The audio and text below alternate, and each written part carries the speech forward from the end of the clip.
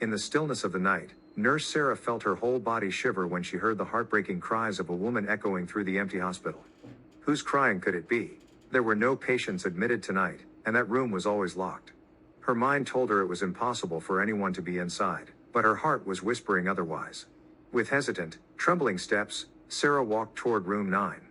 Peering through the small glass window on the door, she saw nothing. The moment she arrived, the crying stopped. Confused, she turned to leave, only to hear furious banging on the door from inside. "Who's there?" she called out, her voice quivering. The sound of pounding mixed with the chilling wails of a woman in distress sent a cold wave down her spine. Panicked, Sarah rushed toward Dr. Rayhan's office. But halfway there, she froze.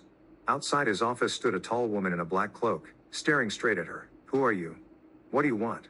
Sarah demanded. The cloaked figure slowly pulled back her hood. Her face wasn't a face at all. It was a blurred shape made of ash.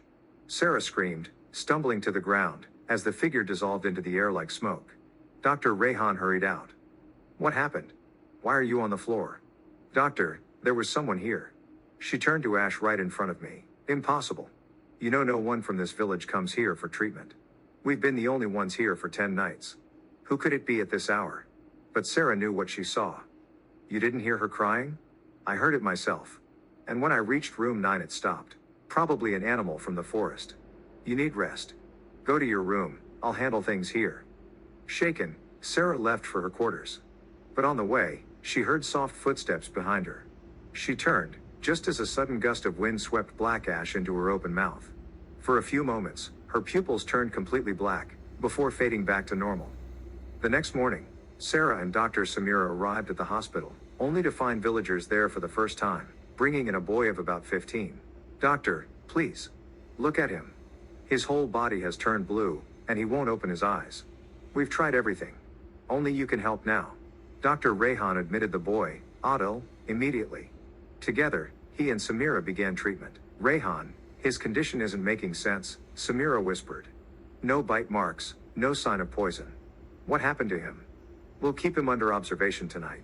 If nothing changes by morning, we'll send him to the city." Past midnight, Adil, still unconscious, suddenly sat upright like a living corpse, his back stiff and his movements unnatural. Startled, Samira rushed over. "Lie down, let me check you." She placed her stethoscope on his chest, but in an instant, Adil shoved her across the room with terrifying strength.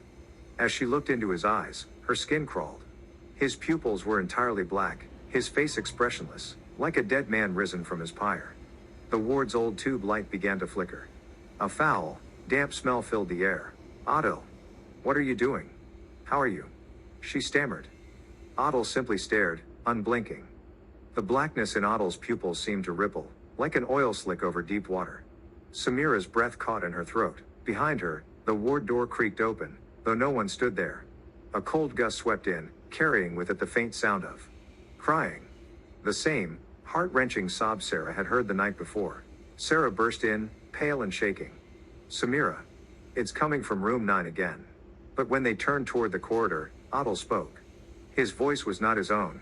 It was layered, as if two people were speaking at once. "She waits where the door is always locked."